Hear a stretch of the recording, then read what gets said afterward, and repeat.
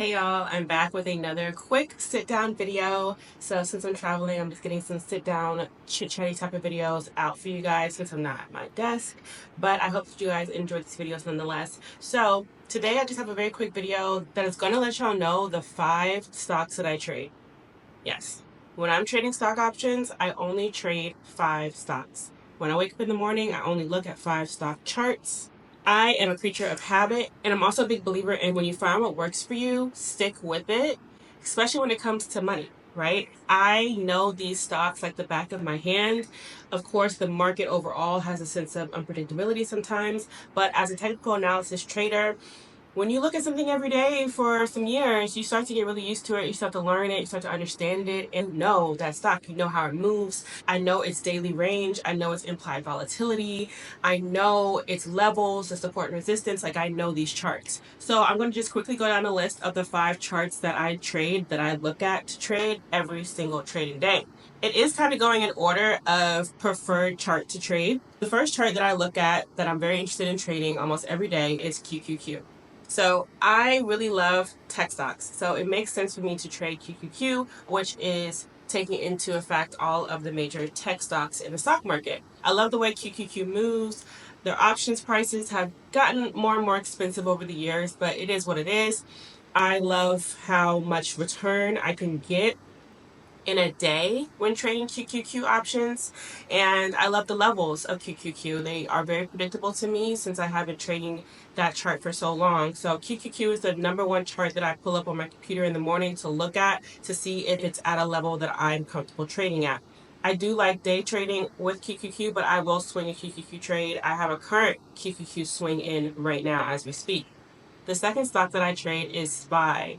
So SPY is the other ETF on my list. This takes into account more of the overall stock market. This is the smaller version of the S&P 500 stocks.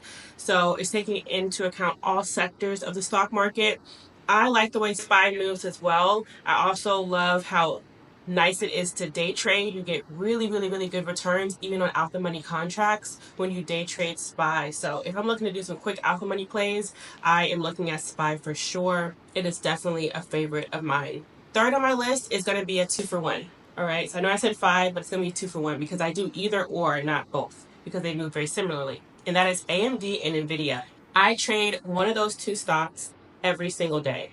They are cousins that are really close. All right, they move very similarly. So for a while, I was actually only trading AMD for like months when NVIDIA was having that huge run up where it broke $1,000, broke $1,200 for one stock share. The options prices tripled, and it's just not worth it to me when I can get the same return and the same gains using AMD options. So for a while, I was only trading AMD options when NVIDIA was having its run up and doing its thing.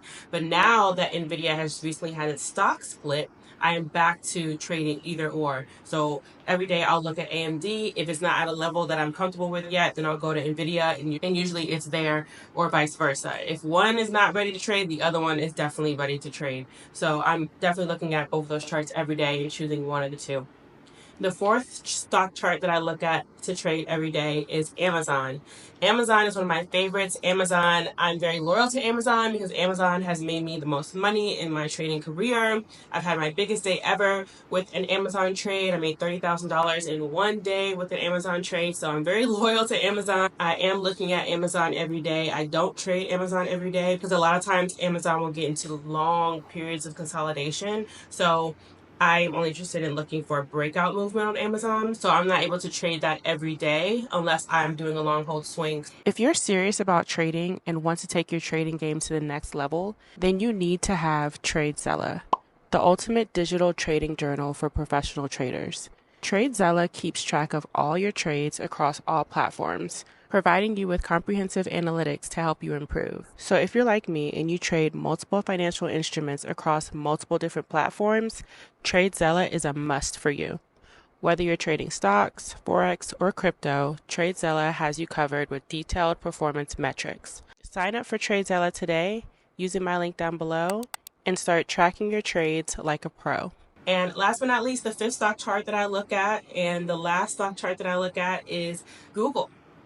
GOOGL. There's two different Googles. GOOGL is the one that I look at. Some days Google is just moving. I mean, it's just moving. Google is interesting. She's an interesting girl. She'll have her lazy era, and then all of a sudden she's super productive and super active. So when she's up and active, I'm definitely trading her. But when she's lazy, I just let it be. So that's why it's fifth on my list. But yeah, those are the 5 stock charts that I look at every day. Does that surprise any of y'all? Are y'all surprised that I only trade 5 stock charts? Do you guys only trade 5 stock charts? I know some people that only trade market movers, scanners, penny stocks. They'll trade anything. Anything that's moving, they'll trade. Not me. I've spoken so many times on YouTube and also in my course why I don't do that. It's just not my strategy. It's not what I do. I have picked what I like, learned what I like, I know what I like, and I make money on what I like. I see no reason to go outside of that.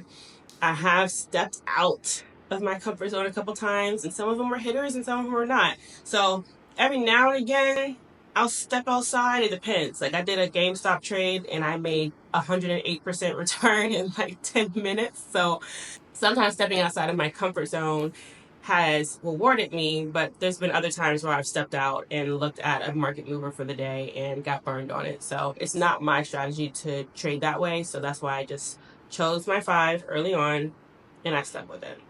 So yeah, that's the video that I have for y'all today. If you like this video, make sure you give it a thumbs up and I'll see y'all in my next video. Bye.